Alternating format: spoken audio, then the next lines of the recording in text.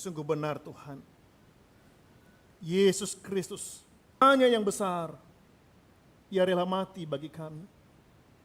Kasih yang tidak pernah kami dapatkan dari manusia. Kasih yang tidak pernah kami temui di dunia ini. Tetapi kami alami karena Yesus mengasihi kami.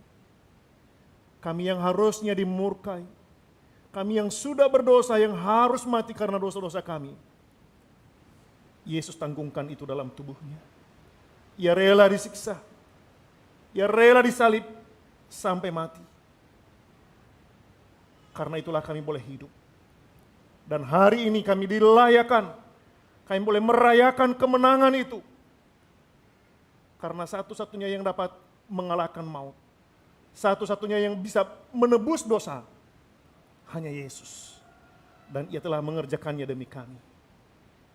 Kami menyembah. Kami meninggikan Engkau. Engkaulah Raja di atas segala raja. Bertahta di hati kami. Terpuji-pujilah Engkau ya Tuhan. Permuliakanlah dirimu melalui pujian, melalui penyembahan kami, dan melalui ibadah kami hari ini. Saat ini kembali kami belajar dari firman Tuhan. Biarlah firman yang kekal, firman yang hidup, menghidupkan roh kami, meneguhkan iman kami, memanggil kami semakin dekat dengan Tuhan, mengasihi Tuhan. Karena itulah kekuatan di tengah-tengah dunia ini. Kami serahkan waktu ini, berkatilah dalam nama Tuhan Yesus. Amin. Silakan kembali.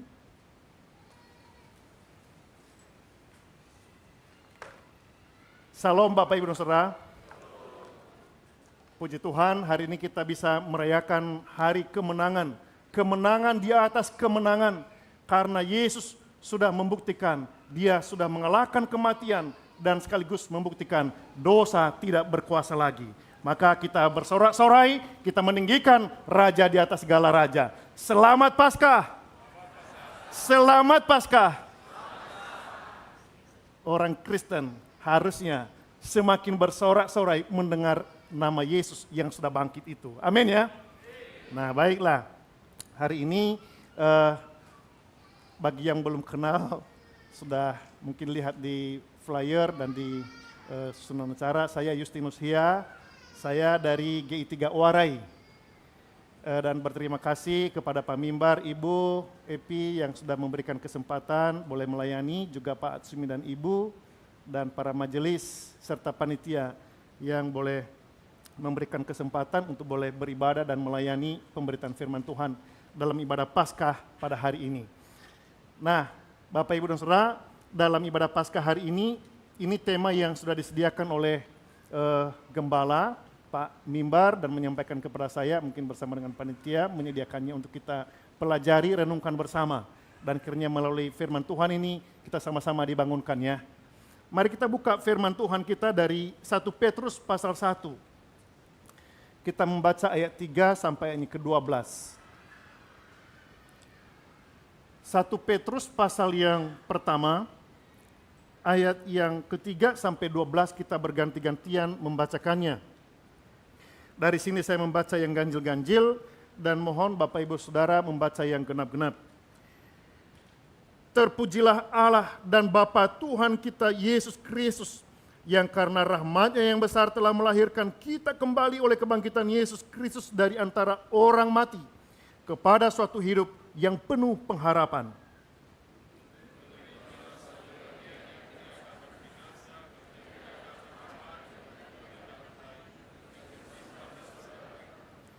Yaitu kamu yang dipelihara dalam kekuatan Allah karena imanmu, sementara kamu menantikan keselamatan yang telah tersedia untuk dinyatakan pada zaman akhir.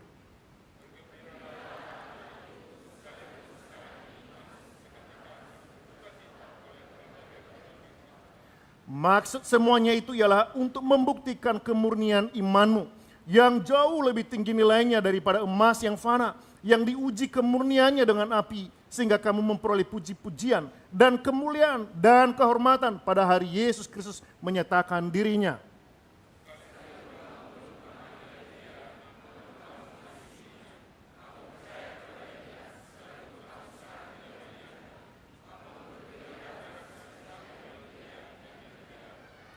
karena kamu telah mencapai tujuan imanmu, yaitu keselamatan jiwamu.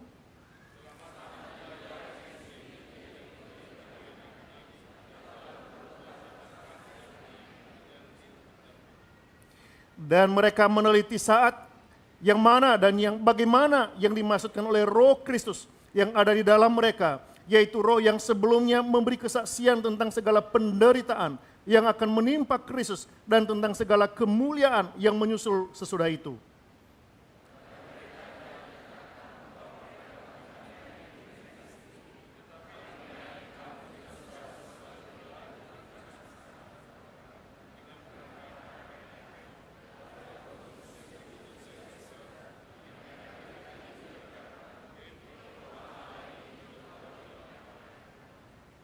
Amin. Nah, Bapak Ibu Saudara yang dikasihi Tuhan, dari firman Tuhan yang sudah kita baca ini kita akan renungkan bersama-sama bahwa kebangkitan Yesus itulah yang menjadi dasar pertumbuhan iman kita untuk kita bisa mengenali siapa juru selamat kita dan kita hidup bagi Dia. Jadi dikatakan bahwa reason with Christ growing in faith. Jadi semakin merayakan Paskah, orang Kristen harusnya mengerti bahwa ia tidak boleh stagnan dalam kehidupannya secara rohani, melainkan boleh semakin bertumbuh untuk mengenal Tuhan. Nah, itu yang kita renungkan dan kita pelajari bersama-sama hari ini. Bapak Ibu Saudara, mari kita memperhatikan. Saya mulainya dari fakta ini tentang terang. Mengapa?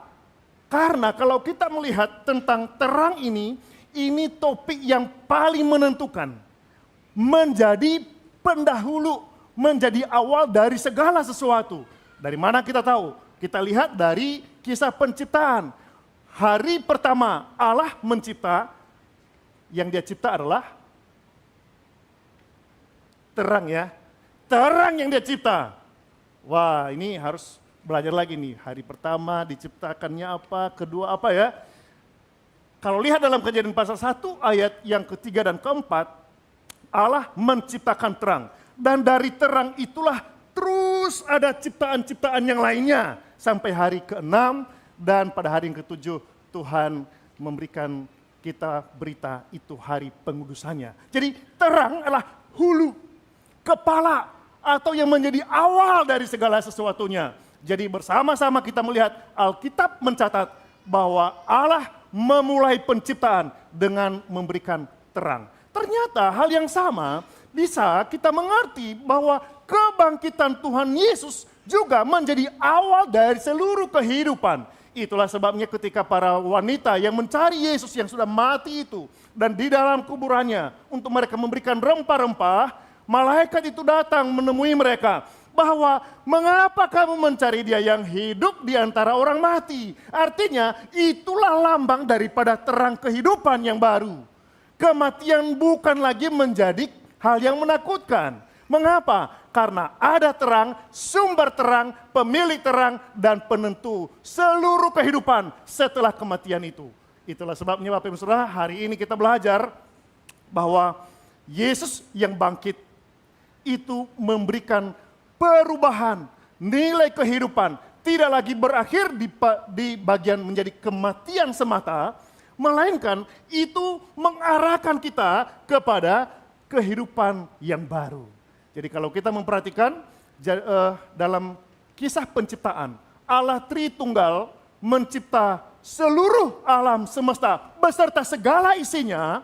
Dan dalam kebangkitan Tuhan Yesus, nanti kita akan perhatikan, itu juga karya Allah Tritunggal memulai kehidupan yang baru. Untuk kita melihat kehidupan langit yang baru, bumi yang baru bersama dengan Yesus yang bangkit itu.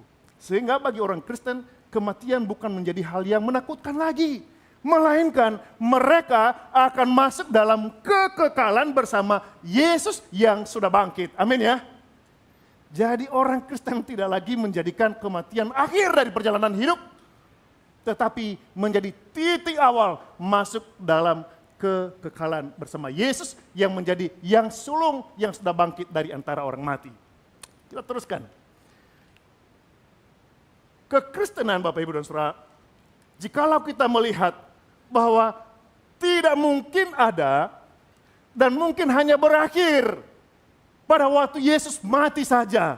Bahkan dikatakan kalau Yesus tidak bangkit, maka kekristenan itu sudah terkubur bersama-sama dengan dia. Sebab apa? Untuk apa lagi kita ikut Tuhan kalau dia sudah mati dan dikubur dan tidak hidup lagi? Untuk apa? Tetapi ketika Yesus mati, dia bangkit. Dan itu disaksikan oleh murid-muridnya, maka dari sejak kematian sampai kebangkitan itulah kekristenan menjadi berita yang memberikan pengharapan, berita yang hidup dan tidak pernah terhenti sampai hari ini, bahkan sampai pada kekekalan. Karena Tuhan kita itu hidup. Karena Tuhan kita sudah mengalahkan kematian, maka berita tentang bagaimana mereka hidup bagi Allah, bagaimana mereka mengikut Tuhan, itu menjadi sebuah berita yang terus-menerus menjadi pusat. Kalau baca kisah para rasul dan surat-surat Rasul Paulus, salib dan kebangkitan menjadi pusat pemberitaan mereka. Maka berita itu tidak pernah terhenti. Berita ini tidak pernah menjadi mati. Karena pemilik beritanya hidup. Begitu ya. Jadi kalau kita lihat konten Alkitab, mengapa tetap hidup sampai saat ini, sampai terus selama-lamanya? Karena pemilik dan inti beritanya adalah orang yang hidup, bukan orang mati. Maka mari kita lihat lagi pada waktu berbicara tentang kebangkitan. Kalau Bapak, Ibu, dan Saudara memperhatikan kata bangkit dalam Alkitab itu ditulis dalam dua kata. Kita bisa perhatikan bahwa kata yang dipakai di dalam Matius, Markus, Lukas, Yohanes tentang bangkit itu ditulis dengan kata egeiro. Mengapa? Rupanya ini juga menegaskan tentang karya Allah Tritunggal dalam karya kebangkitan Tuhan Yesus. Kalau dalam Injil, 4 Injil itu ditulis dalam bentuk kata kerja, itu sebenarnya menunjukkan Yesus bangkit, Yesus dibangkitkan, secara tidak langsung di sana ada dua pribadi yang bekerja. Yaitu Yesus Kristus sendiri dan juga Allah Bapanya yang membangkitkan dia. Dan kalau Bapak Ibu memperhatikan, ternyata dalam teks kita hari ini kata yang berbeda yang dipakai, yaitu anastasis. Ya, dan kalau kata ini dipakai selalu dalam bentuk kata benda, kebangkitan, itu makanya benar terjemahan Alkitab kita itu kata benda, itu menunjukkan kepada kebangkitan Yesus secara pribadi. Jadi dalam Matius sampai Yohanes itu berbicara tentang peran Yesus pribadi dan Allah Bapanya, karena itu ditulis dalam bentuk kata kerja, tapi dalam 1 Petrus 1 ayat 3 itu berbicara tentang Yesus secara pribadi. Artinya apa? Bahwa waktu Yesus bangkit, Allah Bapa pun juga ikut bekerja. Mendukung, menyatakan kuasa bahwa ini peran yang tidak dikerjakan oleh Yesus sendiri seolah-olah Allah Bapa cuek. Allah Bapa tidak mau tahu tentang pekerjaan ini. Nah, tetapi semuanya dikerjakan dalam tuntunan Allah Bapanya juga Allah Anak yaitu Yesus Kristus. Maka kalau lihat dalam Galatia pasal 1 ayat 1, contohnya ya, bahwa Allah yang telah membangkitkan dia. Ada ya di sana ya, dalam Galatia pasal 1 ayat 1.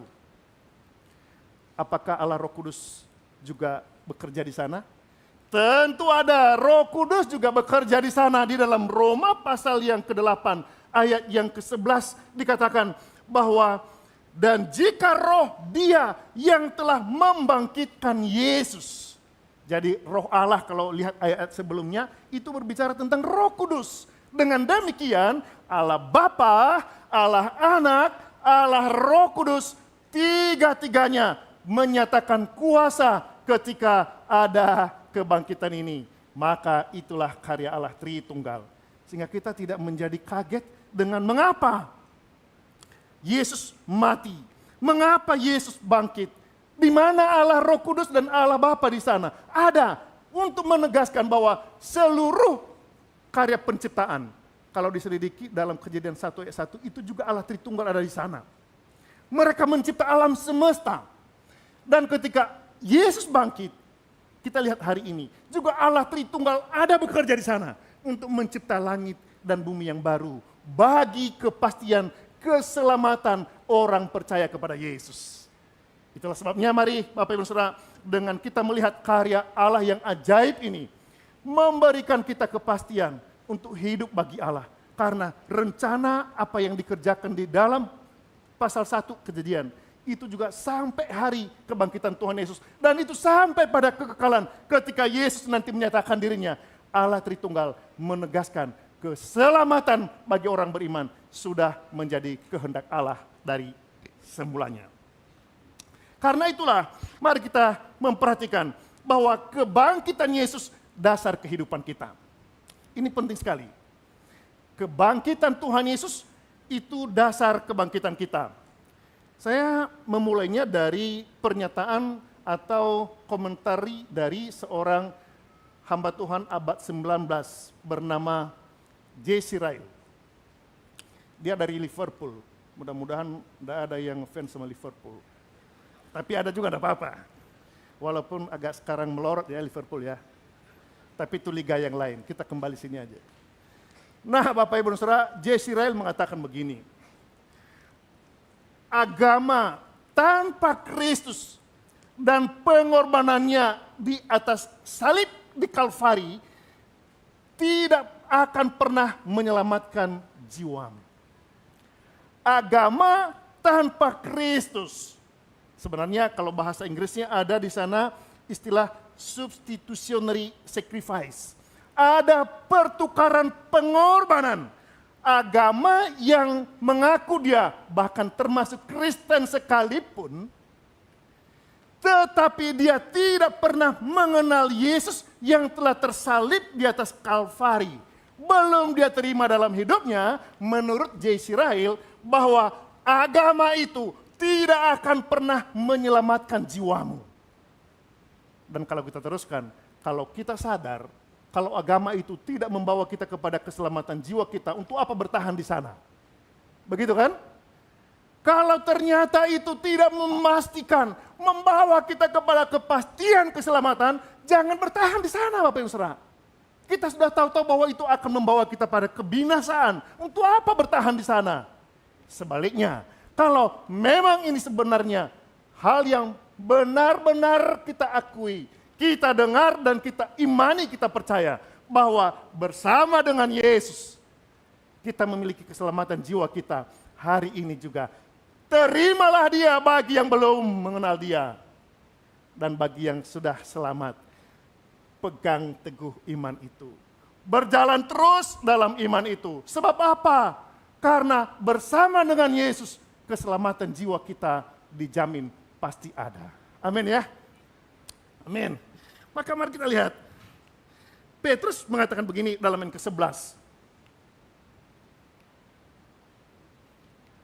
Kenapa ya?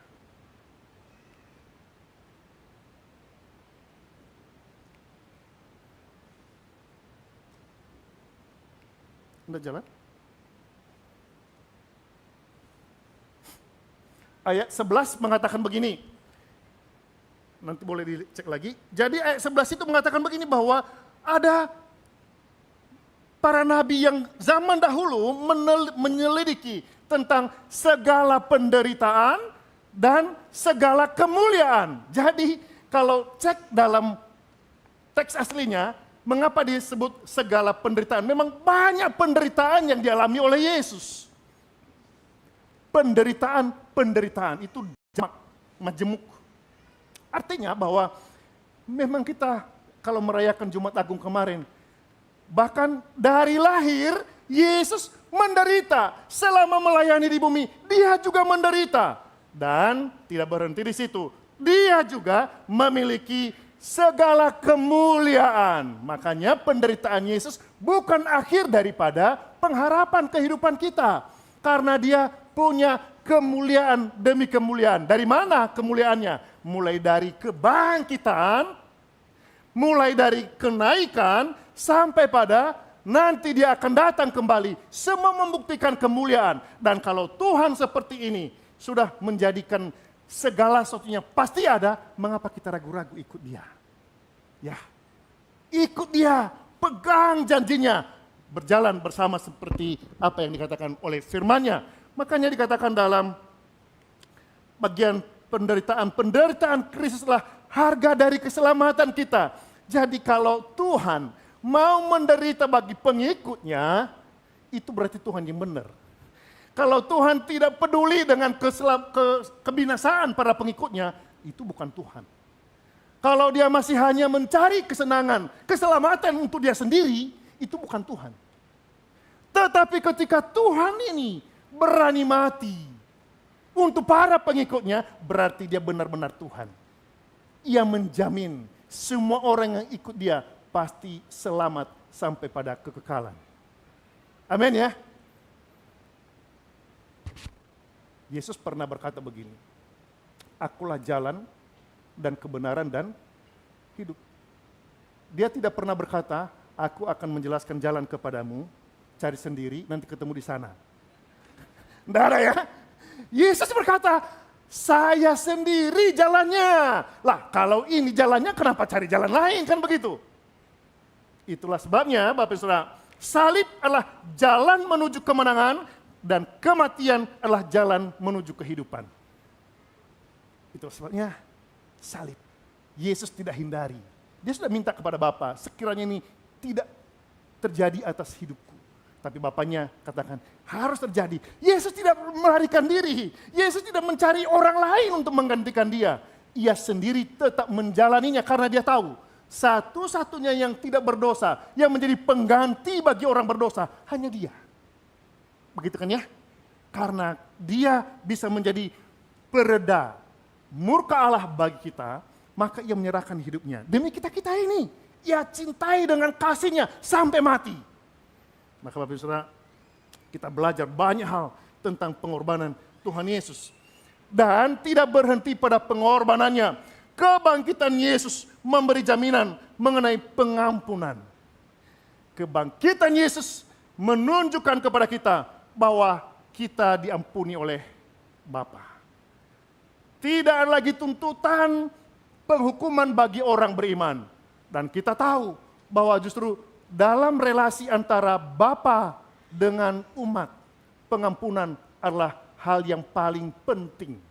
Hal kebutuhan yang paling mendasar, termasuk dalam relasi kita kan sebenarnya. Suami istri, kalau cek dalam referensi-referensinya, kebutuhan mendasar mereka memang makan minum juga perlu, uang juga perlu. Tapi dalam berelasi satu sama lain, pengampunan itu penting. Coba kalau tumpuk hari ini kesalahannya. Minggu depan tumpuk lagi.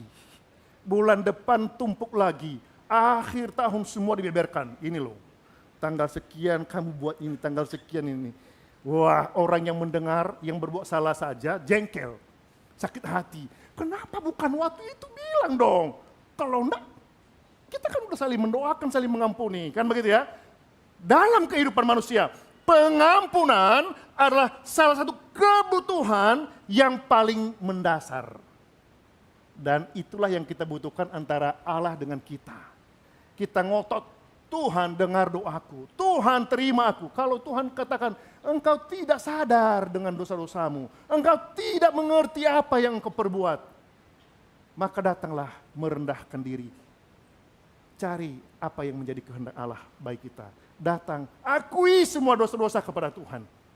Makanya, kalau kita mencari lebih dalam tentang kesaksian Petrus, Bapak Ibu dan Saudara tentu melihat ya kisah kebangkitan Tuhan Yesus. Yang pertama-tama bangkit dan bangun pergi ke kuburan, siapa? Petrus, Yohanes, atau siapa? Maria ya, Maria Magdalena dan yang lain. Setelah sampai di sana kan mereka kaget. Loh, kok batu yang menutupi kuburan itu sudah berubah, bergeser. Lalu apa yang terjadi? Mereka pulang melapor dan singkat ceritanya Petrus, Yohanes lari-lari. Ternyata memang Yohanes murid yang paling muda, larinya kenceng. Jadi kalau yang muda-muda melayani nyandak kenceng dibanding kami yang sudah tua-tua, ya kami termasuk yang tua-tua ya, termasuk Pak Siregar, termasuk yang sudah berumur 40-50 tahun ke atas, udah termasuk tua lah kali ya itu ya. Disuruh ikut pikul-pikul barang-barang, tidak mampu lagi. Kalau yang muda-muda melarikan diri dari situ harusnya malu dong dengan Petrus. Malu juga dengan Yohanes. Memang Petrus dianggap cukup tua berumur. Dan Yohanes itu masih muda, makanya larinya kencang. Tapi perhatikan, walaupun dia larinya kencang, Yohanes tidak sampai berani masuk ke dalam. Benar. Pintu kuburan terbuka, bahaya ini. Siapa ini yang bisa berani buka ini? Padahal ini berat. Udah dicap oleh tentara Romawi. Dia lihat dari luar, iya benar ya, kain kafan masih ada. Mundur dia. Petrus datang. Ya memang begitu ya, kadang-kadang yang cepat belum tentu juga berhasil. Petrus datang. Petrus bagaimana katanya? Ayat 6. Maka datanglah Simon Petrus juga menyusul dia dan masuk ke dalam. Kalau Yohanes di ayat kelima dan masuk ke dalam, Bapak Ibu Saudara. Ketika dia masuk ke dalam, ia melihat kain kafan terletak di tanah. Bapak Ibu Saudara, kain kafan itu kain yang cukup mahal. Dan dari mana ini didapatkan? Menurut Yohanes pasal 19, itu datang dari pemberian seorang yang sudah dilayani oleh Yesus pada malam-malam datang kepada Yesus. Siapa itu? Nikodemus di Yohanes pasal 3. Jadi Yesus itu tidak ada sebenarnya kain lenan yang begitu mahal untuk dipersiapkan untuk kematian dia. Tidak ada. Tapi pas butuh ada. Siapa ini? Orang yang sudah bertobat. Ini saya renung-renungkan kemarin. Hebat ya. Kuburannya dikasih oleh Yusuf orang Arimatea. Pemberian terbaik. Nikodemus memberikan pemberian terbaik. Juga rempah-rempah. Mengapa sih? Hebat sekali ini. Kalau lihat ternyata orang itulah yang telah mengalami lahir baru. Dalam Yohanes pasal 3. Maka tidak takut-takut dia memberi kepada Tuhan. Hartanya, kuburannya, rempah-rempah yang begitu berharga. Barangkali Nikodemus memang dia seorang pemimpin agama Yahudi. Itu dia siapkan untuk dirinya. Dia udah tua, makanya dia bertanya, bagaimana aku udah tua bisa masuk lagi ke dalam rahim ibuku untuk lahir kembali. Yesus katakan bukan itu. Tetapi setelah dia punya semua itu, waktu Yesus mati, dia serahkan semua itu. Nah Bapak Saudara, secara singkat kita lihat, orang yang berani melayani Tuhan, orang yang berani berkorban kepada Tuhan, mutlak dia yang harus mengalami pertama-tama lahir baru. Alkitab mencatat itu. Kita dorong-dorong, ayo memberi, ayo memberi, ayo memberi. Kalau dia belum lahir baru, susah Bapak Ibu. Susah, makanya Jesse Ray lagi mengatakan, ada hamba Tuhan dari Inggris lagi mengatakan gini, kalau Anda bertobat, bertobatlah dari hatimu yang terdalam. Dan pertobatan itu sampai ke dompet-dompetmu. Itulah makanya Nikodemus bertobat. Dia berikan kain kafan itu. Maka Petrus lihat, itu kain kafan itu kan harusnya kalau mayat itu dicuri, kain kafannya tidak ditinggalkan begitu. Karena itu penting untuk membungkus mayat. Intinya, Petrus adalah saksi mata. Setuju ya? Setuju? Oke, kita lanjut. Setelah saksi mata ini melihat bahwa benar-benar Yesus bukan dicuri, melainkan dia sudah bangkit saat itu, dan terus Yesus mengkonfirmasi, memperlihatkan diri, menemui mereka, maka Petrus mencatat dalam bacaan kita hari ini, bahwa kebangkitan Kristus adalah rahmat yang besar, karena telah melahirkan kita kembali. Ini puncaknya.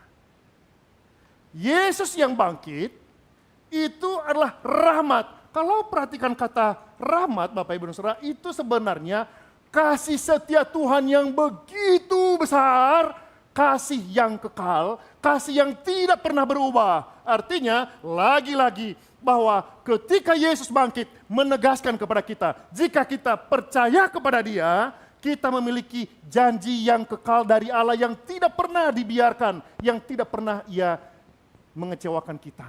Ia akan genapi dalam seluruh kehidupan kita sampai pada kekekalan. Karena itulah Bapak Ibu Saudara, berbicara tentang kebangkitan Tuhan Yesus, tidak cukup kita sampai mengatakan, ya kasihan Yesus ya sudah disiksa mati di salib. Kasihan benar nasibnya. Atau, selamat Paskah, Happy Easter, ada gambar-gambar telur. Tapi melebihi daripada itu Bapak Ibu Saudara, kita perlu belajar. Apakah kebangkitan Yesus sudah melahirbarukan hidupku? Apakah pengorbanan Yesus sudah menebus hidupku. Apakah seluruh karya keselamatan Yesus sudah menjadi jaminan bahwa saya menerima anugerah keselamatan yang kekal dari sorga? Ini karya Allah Tritunggal dari awal sampai kebangkitan dan sampai Yesus nanti menyatakan kemuliaannya hari ini. Kalau kita bisa gambarkan, jadi Petrus menuliskan bahwa kekristenan itu pondasinya adalah salib dan kebangkitan. Itu paling bawah. Lalu ke atasnya, ia memberikan kita janji yang sangat kuat dari pihak Allah. Janji yang kekal. Dan di atasnya ada namanya kelahiran baru. Dan setelah kelahiran baru kita akan melihat ada berbagai janji yang dinyatakan oleh firman Tuhan. Pertama, hidup penuh pengharapan. Nah ini ya, karena Yesus sudah bangkit, kita berbicara pengharapan. Dahulu dan dalam kitab Petrus, hanya 2 alasan mengapa orang Kristen bisa berpengharapan. Dari berbagai alasan dan penjelasan yang disampaikan, 2 ini sajalah yang menjadi dasar mengapa kita bisa berharap. Karena memang kita dilahirkan bukan dari benih yang fana, tetapi benih yang kekal, yaitu firman Allah yang hidup. Dan tidak pernah berubah Bapak Ibu Saudara. Karena itulah tetap memandang kepada salib, memandang kepada kebangkitan Yesus. Itu dasar kekuatan kita. Dan itu menjadi pengharapan yang teguh bagi setiap orang yang beriman. Kedua, bahwa kita akan mendapat bagian yang tidak dapat binasa. Kalau Bapak Ibu dan teman-teman memperhatikan kata bagian, itu artinya warisan. Sama seperti Yosua membagi warisan demi warisan kepada suku-suku Israel. Bagian mereka masing-masing tidak ada yang dipotong, dikurangi, dan ada yang tidak diberikan. Semua dapat bagian, kecuali suku Lewi. Karena mereka melayani di bait Allah. Demikian bagi kita kelak. Karena percaya kepada Tuhan Yesus, maka semua kita mendapat bagian. Sebab apa? Yesus adalah anak tunggal Bapa. Begitu ya. Ini kalau ada anak tunggal di antara kita, belajarlah dari Yesus. Yesus ini anak tunggal, dia tidak egois. Ini punya saya ya. Kalian tidak boleh, karena yang mati disalib kan saya. Enak aja kalian dapat bagian hidup yang kekal. Kalian tanggung sendiri dong. Enggak. Yesus anak tunggal Bapa, menderita, mati sampai bangkit. Dan semua warisan itu di tangan dia serahkan bagi setiap orang beriman kepada dia, yang percaya kepada dia, dan masuk dalam kemuliaan yang kekal. Bersorak-sorai menikmati warisan kehidupan yang kekal itu. Makanya benar sekali kata Petrus, karena dia saksi mata dari semua ini, bahwa orang yang menerima kebangkitan Yesus mengalami kelahiran baru. Mereka memiliki pengharapan, mereka akan mendapatkan bagian yang tidak kekal. Dan yang ketiga, selama hidup di dunia ini katakan bahwa mereka dipelihara dalam kekuatan Allah. Pemeliharaan Allah itu begitu cermat, rigid banget. Kalau nanti perhatikan dalam Alkitab, kata dipelihara itu sebenarnya itu bahasa militer. Artinya penjagaannya itu begitu kuat dan kokoh. Artinya setiap orang yang ada di tangan Allah tidak akan pernah dirampas oleh kekuatan manapun. Termasuk kekuatan Romawi, kekuatan Kaisar Nero pada masa itu. Tidak pernah. Justru mereka tetap kuat karena ada pemeliharaan Allah. Maka Bapak Ibu Saudara, salah satu penghiburan yang sangat besar bagi orang beriman, bahwa kita tidak menopang iman kita sendirian. Tetapi kita ditopang oleh Allah yang setia menopang anak-anaknya. Amin ya. Jadi jikalau dalam mengiring Tuhan selama di dunia, ada begitu banyak air mata, ada banyak begitu penderitaan, nanti kita lihat. Di sana tangan Allah menopang kita. Tidak pernah lepas tanggung jawab dia, sampai pada kekekalan. Yang kedua, kebangkitan Yesus dasar sukacita kita. Kalau kita melihat sejarahnya, pada waktu Petrus menulis kitab ini, bahwa orang-orang percaya pada masa itu sangat menderita kehidupan mereka. Mereka secara politik tidak memiliki hak sipil, hak pilih tidak ada.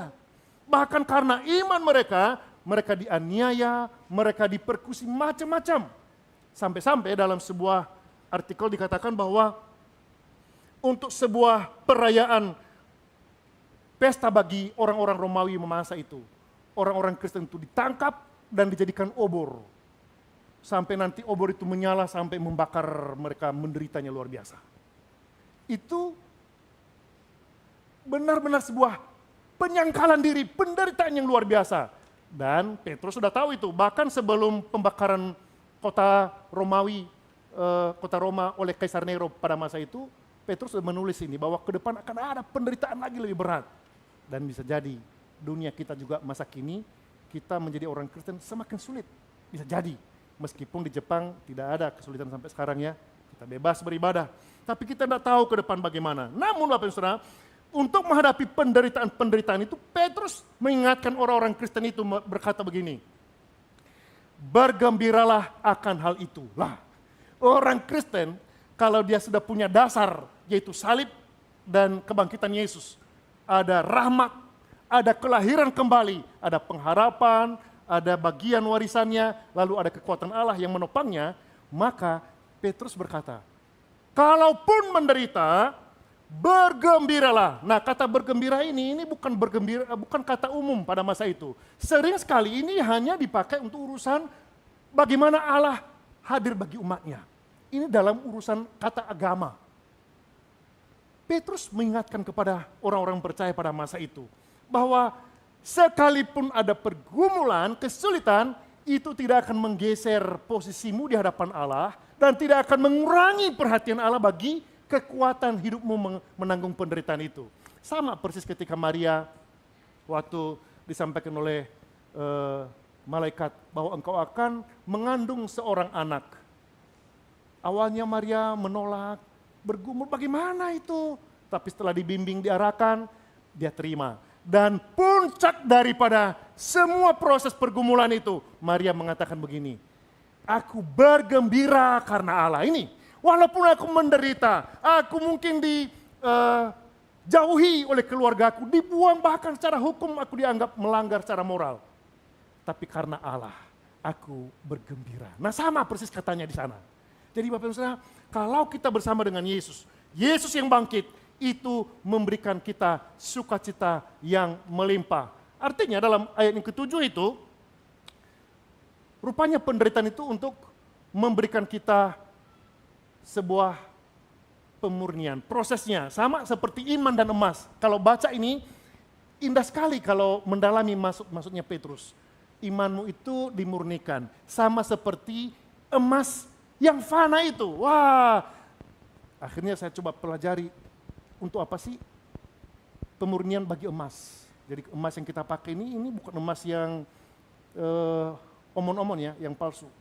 Ini kualitasnya, mengapa? Karena melewati sebuah perapian yang besar, yang tinggi temperaturnya. Supaya apa? Menurut penjelasannya itu supaya membuang kotorannya dan supaya memurnikan bahwa dia benar-benar ini adalah emas yang asli, bukan yang imitasi. Jadi Bapak Ibu Saudara, hal yang sama Petrus katakan, emas walaupun dia dipanaskan dengan perapian yang besar, itu fana. Itu fana. Tapi coba ketika kamu melewati sebuah penderitaan bersama dengan Yesus yang bangkit itu, imanmu akan semakin dimurnikan. Itulah makanya Petrus menegaskan kepada mereka, jangan takut dalam penderitaan itu. Karena justru iman itulah yang menunjukkan siapa orang-orang kepunyaan Allah. Dalam penderitaan itulah semua orang akhirnya diuji. Murnikah dia orang beriman? Murnikah dia orang yang hanya ikut-ikutan? Itu pada zaman itu berlaku sekali itu. Penderitaan mereka begitu berat. Dan akhirnya mereka harus melewati perapian demi perapian yang begitu berat melalui penderitaan. Martin Luther ini mengatakan begini, kesengsaraan adalah sekolah dan latihan yang tepat bagi daging dan darah. Daging kita, tubuh kita tidak suka menderita kan? Maunya kita senang, happy. Tapi Martin Luther dalam pergumulannya mengiring dan melayani bahkan memperjuangkan reformasi, dia berkata justru dalam kesengsaraan itulah saya semakin mengenal Tuhanku. Dalam tulisannya yang lain dikatakan begini, penderitaan adalah buku terbaik dalam perpustakaanku. Ya, jadi penderitaan itulah buku yang memberikan pelajaran yang paling berharga. Bukan kita mencari-cari penderitaan, penderitaan itu pasti akan datang. Tetapi bagaimana kita tetap memandang kepada Yesus yang bangkit. Seperti Yesus melewati proses penderitaan dan akhirnya taat pada Bapa, ia akhirnya bisa dimuliakan oleh Bapa. Demikian kita Bapak Ibu Saudara. Bertahan dalam penderitaan, tetap memandang pada Yesus yang bangkit, maka kita pasti diberikan kemenangan oleh Yesus. Amin. Bertahanlah dalam penderitaan kita. Ada seorang penulis ini mengatakan bahwa mengutip seorang penafsir lain, Michael Bird mengatakan begini, "Aku mengakui salib karena aku tahu tentang kebangkitan. Sebab jika setelah disalibkan, Yesus tetap seperti semula, mungkin aku tidak akan mengakuinya karena aku akan mengakuinya sebagai guruku semata. Malu, Tuhan yang sudah mengatakan mujizat macam-macam, masa untuk dirinya sendiri tidak mampu menyatakan mujizat? Kalau dia tidak bangkit, saya hanya mengakui dia sebagai guru saja, guru moral. Tetapi setelah kebangkitan itu terjadi, setelah penyalibannya, aku tidak malu untuk menyatakannya." Itulah satu semangat yang dilahirkan dalam hati seorang yang beriman. Kalau Yesus sudah bangkit, mengapa kita ragu-ragu untuk menyatakan dia kepada orang lain? Berita kebangkitan harus menjadi topik pembicaraan kita. Penjelasan tentang mengapa saya harus menjadi orang Kristen. Karena Tuhanku hidup. Yesusku bangkit dan tidak pernah menyerah atas segala kematian dan penderitaannya. Itulah sebabnya Bapak Ibu Saudara, bangkitlah dan datanglah kepada Kristus apa adanya. Tadi bagus kesaksian Len yang mereka alami, teman-teman kita tadi menceritakan. Tidak semuanya baik kok dari grafik 0 sampai 10. Tidak selalu begini. Memang orang Kristen begitu pengalamannya.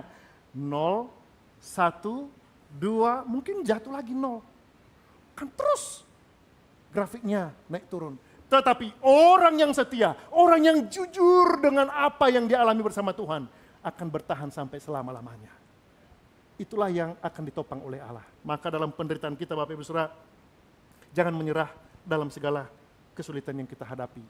Yang terakhir, kebangkitan Yesus, dasar pertumbuhan iman kita.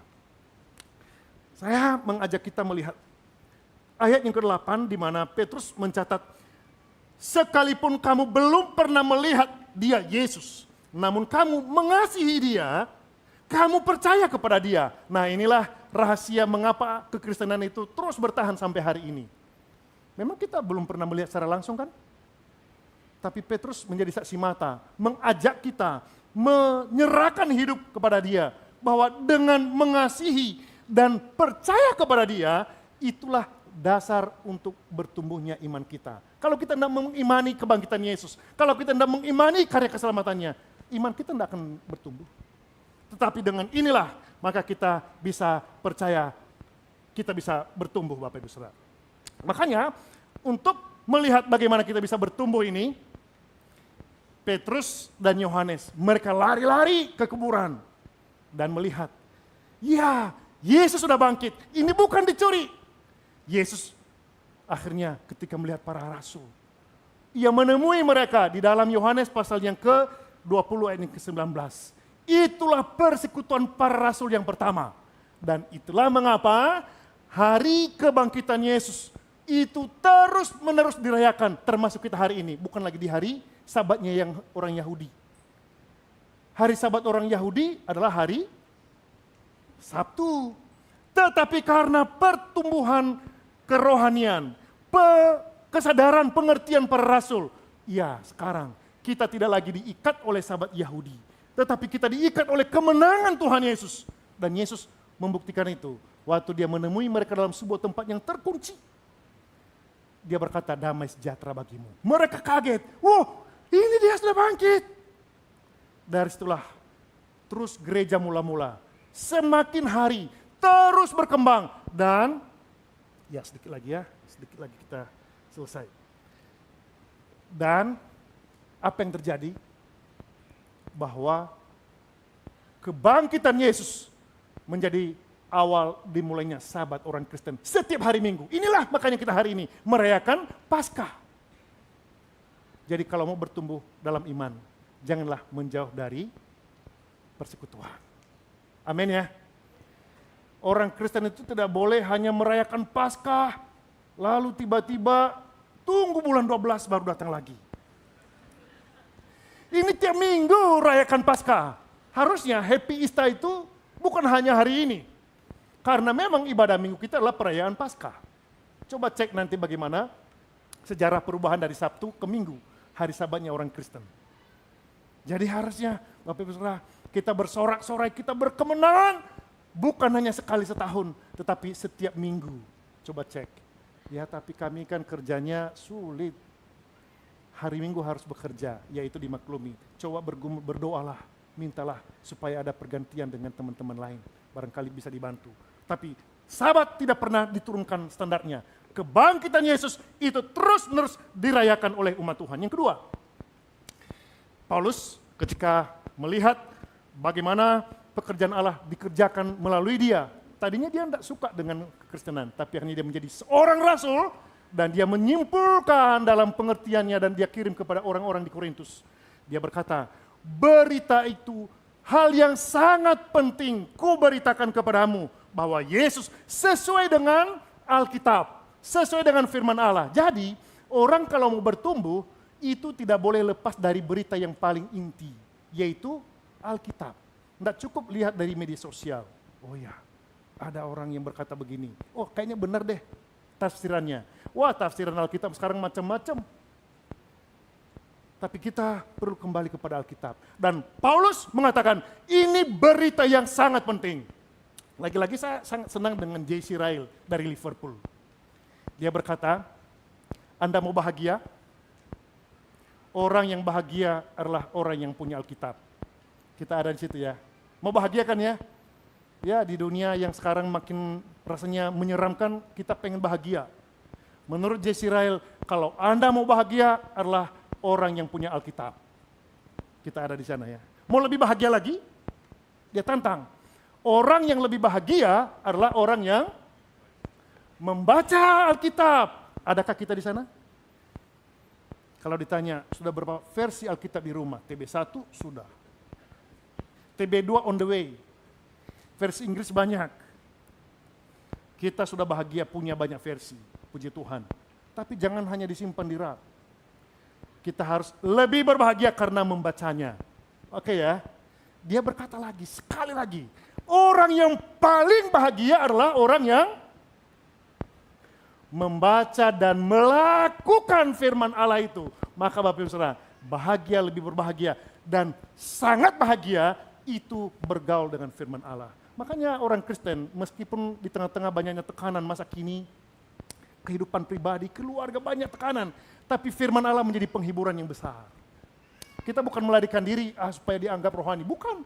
Tapi memang benar-benar firman Allah itu menjadi kekuatan yang tidak pernah berubah dalam setiap perjalanan kehidupan kita. Maka cintailah Alkitab kita.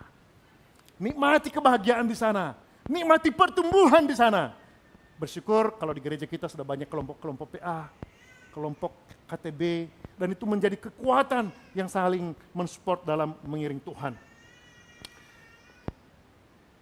Ada seorang dari Kanada bernama D.A. Carson mengatakan begini, kalau ini sebenarnya panjang kutipannya, dia berkata begini, kalau benar-benar menjadi orang Kristen, harusnya kita sebagai orang yang sudah mengakui Yesus yang disalib dan bangkit itu, dosa-dosa yang pernah kita cintai, kini kita takuti dan benci. Nah coba pulang dari sini nanti. Apa yang selama ini kita seperti disaksikan oleh Ibu Gabriela tadi ya, apa yang menjadi kesukaan kita itu, mulai kita lawan. Karena itu bukan sekedar keinginan-keinginan biasa. Bisa-bisa itu mematikan rohani kita. Selamat, tapi rohaninya yang bertumbuh. Maka kalau diajak untuk hidup rohani, dia agak kurang senang. Tidak tertarik. Rohani kurang. Kristen, iya. Makanya ada yang mengatakan, untuk menjadi orang Kristen gampang. Tapi untuk menjadi murid Yesus begitu berat. Karena Yesus berkata, barang siapa mau mengikut aku, ia harus memikul salibnya setiap hari. Menyangkal dirinya, baru mengikut aku. Mana mungkin mudah semudah membalik telapak tangan itu. Berat kan? Tapi kita belajar. Orang Kristen, ketaatan dan kekudusan yang pernah kita hina, kita dambakan. Harusnya kita merayakan kebangkitan Tuhan Yesus hari ini. Membolak balik cara berpikir kita. Apa yang dahulu kita cinta, sekarang kita benci. Apa yang dahulu kita benci, sekarang kita cari. Supaya bisa berkenan menyenangkan hati Tuhan. Amin. Ini makanya kita semangat. Sudah kesimpulannya. Bapak, Ibu, dan Saudara, kebangkitan Yesus itu identitas kita. Coba cek dalam diri kita masing-masing. Sungguhkah saya menjadi orang Kristen dan identitas saya sudah mengalami karya keselamatan Yesus yang mengatakan akulah jalan dan kebenaran dan hidup? Sudahkah kebangkitan itu mengubah cara berpikir saya? Sehingga kemanapun saya pergi, saya tidak pernah menanggalkan identitas saya sebagai murid Yesus. Kedua, kebangkitan Yesus juga bukti kemenangan atas dosa, kematian, dan maut. Maka orang yang beriman tidak boleh lagi memeluk dosa. Ya, ingat, akibat dosa begitu mematikan, mengerikan Bapak Ibu. Jangan dianggap remeh. Secepatnya lah, mumpung masih disebutkan hari ini, kata Ibrani, bertobatlah, datanglah kepada Tuhan. Dan terakhir, karena Yesus hidup, orang beriman pun harus menjadi orang beriman yang hidup di tengah-tengah dunia, yang terus menguji integritas kita sebagai orang beriman. Dalam studi kita, dalam pekerjaan kita, dalam keluarga kita, jadilah orang-orang yang hidup secara rohani. Sehingga di mana kita hadir, Yesus yang hidup itu akan tampak melalui seluruh kehidupan kita. Kita tidak pernah mempermalukan nama Yesus. Jadilah saksinya, beritakanlah tentang Dia, dan biarlah berita sukacita ini terus menerus menguasai kehidupan kita hari demi hari. Amin. Mari kita berdoa. Dalam keadaan hening, masing-masing kita berdoa kepada Tuhan. Biarlah pengorbanan Yesus, kebangkitan Yesus ini menggelisahkan hati kita. Sungguhkah kita memiliki identitas yang jelas bahwa Yesus mati untuk saya. Yesus bangkit untuk saya. Yesus hidup untuk memberikan saya kehidupan yang kekal. Bagi Bapak, Ibu, dan Saudaraku yang mungkin sampai hari ini belum mengerti, belum mengimani tentang Yesus yang mati dan bangkit itu. Jika ada di antara kita mau menerima Yesus, satu-satunya jalan keselamatan membawa kita ke dalam kehidupan yang kekal. Saat ini saya mengajak kita, angkatlah tangan di tempat untuk kita mendoakan Bapak, Ibu, dan Saudara. Jika saat ini belum percaya Yesus dan hari ini mau menerima karya pengorbanan Tuhan Yesus, silakan angkat tangan di tempat. Adakah yang ingin didoakan? Mau terima Yesus secara pribadi? Adakah? Puji Tuhan. Ada lagi kah? Jangan malu-malu. Betapa Yesus mengasihi Bapak, Ibu, dan Saudara sehingga Ia rela mati menanggung hukuman dosa itu, dan hukuman dosa itu begitu mengerikan sehingga saatnya kita menerima Yesus, satu-satunya pribadi yang mampu menghapus hukuman dosa kita. Ada lagi kah? Silakan jika ada di antara kita yang mau didoakan. Yesus mengasihi Bapak, Ibu, dan Saudaraku. Ia rela mati untuk menyelamatkan agar kita tidak binasa. Ada lagi kah? Silakan angkat tangan itu. Jangan malu-malu. Kita berperkara secara rohani di hadapan Tuhan. Puji Tuhan, puji Tuhan. Ada lagi kah? Puji Tuhan. Terakhir, masih adakah yang ingin didoakan? Biarlah Yesus bertahta di hati ini. Dan akhirnya saya menjadi pengikut Yesus, murid Yesus seumur hidup. Silakan turunkan tangannya. Yang kedua, barangkali selama ini kita begitu mencintai segala keinginan daging kita. Dosa begitu mencengkram kehidupan rohani kita, sehingga kita sulit bertumbuh secara rohani. Dan hari ini merenungkan bagaimana Yesus berkorban, bagaimana Yesus sudah bangkit. Dan kita mau membuat komitmen yang baru di hadapan Tuhan. Saya mau hidup bagi Yesus yang telah bangkit dan hidup bagiku. Adakah yang ingin didoakan untuk membuat komitmen yang baru, lepas dari semua ikatan dosa yang masih mengikat hatinya selama ini? Ada yang ingin doakan? Silakan. Adakah yang ingin didoakan Bapak Ibu dan Saudara? Angkat tangan di tempat. Angkat tangan di tempat. Puji Tuhan. Ada lagi kah? Panggilan terakhir. Jika ingin didoakan hari ini, mari silakan angkat tangan dan berdoalah supaya Tuhan menolong. Puji Tuhan. Puji Tuhan. Terakhir, jika ada di antara kita yang hari ini melihat situasi kehidupan pribadi, keluarga, bahkan banyak hal yang membuat tekanan kehidupan ini, pergumulan hidup begitu berat, sulit untuk bangkit secara rohani, sulit untuk bertumbuh dalam imannya. Barangkali ini waktunya kita merendahkan diri di hadapan Tuhan. Kita mohon belas kasihan Tuhan. Mari kita berdoa bersama-sama. Silakan jika ada di antara kita ingin didoakan secara pribadi. Mari silakan Bapak Ibu Saudara. Ada yang ingin didoakankah? Puji Tuhan. Ada. Mari dengan jujur kita sadari bahwa hanya Tuhan yang menjadi kekuatan kita. Kita ditopang oleh kuat kuasanya. Ada yang didoakan lagi kah? Silakan. Ada. Silakan turunkan tangannya. Saya mengundang hambanya Bapak Pendeta Henry Mimbar mendoakan semua Bapak Ibu dan teman-teman yang telah mengambil komitmen hari ini dan menuntut firman Tuhan hari ini.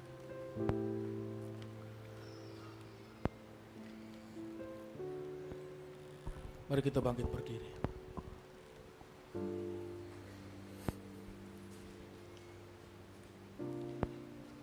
Saudara-saudara, Kristus telah mati dan bangkit. Kebangkitannya bukan hanya melepaskan kita dari belenggu dosa. Kebangkitannya membawa kita ke dalam kepastian keselamatan, memperoleh hidup yang kekal. Dan ketika kita hidup di dalamnya, kita bisa mencicipi kemurahan Tuhan dalam hidup kita dalam dunia ini. Saudara yang telah mengambil komitmen di hadapan Tuhan, menerima tantangan daripada firman Allah hari ini, mari angkat tanganmu, kami akan berdoa bagimu. Tuhan, perhatikan anak-anakmu yang hari ini mengambil komitmen. Tuhan melihat dengan jelas sampai kedalaman hati kami masing-masing. Kami yang bergumul, kami yang masih terikat dalam dosa, kami yang masih belum mengerti bahwa Kristus telah mati bagi kami. Bilur-bilurnya memulihkan, menyembuhkan kami. Dia telah bangkit dan memberikan kami kebebasan dari dosa, mengalahkan maut, sehingga kami tidak perlu lagi menghadapi kematian yang kekal. Jika kami percaya kepadamu, kami dibebaskan daripada dosa dan seluruh pelanggaran kami. Terima kasih Tuhan.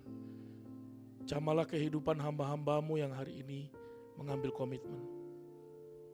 Sentuhlah kehidupan setiap jemaatmu yang berseru dalam hatinya, yang mungkin tidak mengangkat tangannya. Ubahkanlah hati setiap jemaatmu yang mengalami banyak pergumulan. Teguhkanlah yang mengalami sakit penyakit, pergumulan kesehatan, kehidupan pribadinya, bahkan mungkin yang masih terikat dengan dosa. Dalam nama Tuhan Yesus, Tuhan pulihkanlah dan sembuhkanlah. Kami berseru memohon belas kasihan daripada Tuhan. Kami memohon biar ada kesembuhan, ada mujizat, ada kelepasan dari dosa, ada pembaharuan hidup. Hari ini biarlah masuk ke dalam hati setiap kami, bertahta di dalam hati kami, menjadi Tuhan dan Raja atas hidup kami, dan memuliakan Engkau dalam segala tindakan, perilaku, keputusan kami di masa depan. Engkaulah yang menjadi Tuhan dan Rajanya. Terima kasih Tuhan, terima kasih untuk keselamatan, terima kasih untuk kebangkitan, dan biarlah ini boleh membangkitkan kami dalam kehidupan. Kami bersyukur untuk hamba-Mu yang boleh memberitakan firman. Tuhan memberkati dalam pelayanan, penggembalaan, maupun juga seluruh pemberitaan firman. Biar Pendeta Justinus bersama Ibu Eka, seluruh keluarga, bersama seluruh majelis, Tuhan memimpin dan memampukannya. kami berdoa menyerahkan setiap jemaat-Mu yang tidak bisa hadir hari ini. Karena kelemahan tubuh Tuhan, tolong mereka. Berbelas kasihan kepada mereka dan Tuhan memimpin. Semua jemaat Tuhan yang mengikuti melalui streaming. Dan terima kasih untuk seluruh kebaikan Tuhan. Di dalam seluruh kebangkitan dan kemurahan yang Tuhan boleh nyatakan. Kami mau berdoa sebagaimana Engkau mengajar kami berdoa. Bapa kami yang di sorga, dikuduskanlah nama-Mu. Datanglah kerajaan-Mu, jadilah kehendak-Mu di bumi seperti di sorga. Berikanlah kami pada hari ini makanan kami yang secukupnya. Dan ampunilah kami akan kesalahan kami, seperti kami juga mengampuni orang bersalah kepada kami. Dan janganlah bawa kami ke dalam pencobaan, tapi lepaskanlah kami daripada yang jahat. Karena Kau yang punya kerajaan dan kuasa dan kemuliaan sampai selama-lamanya. Amin.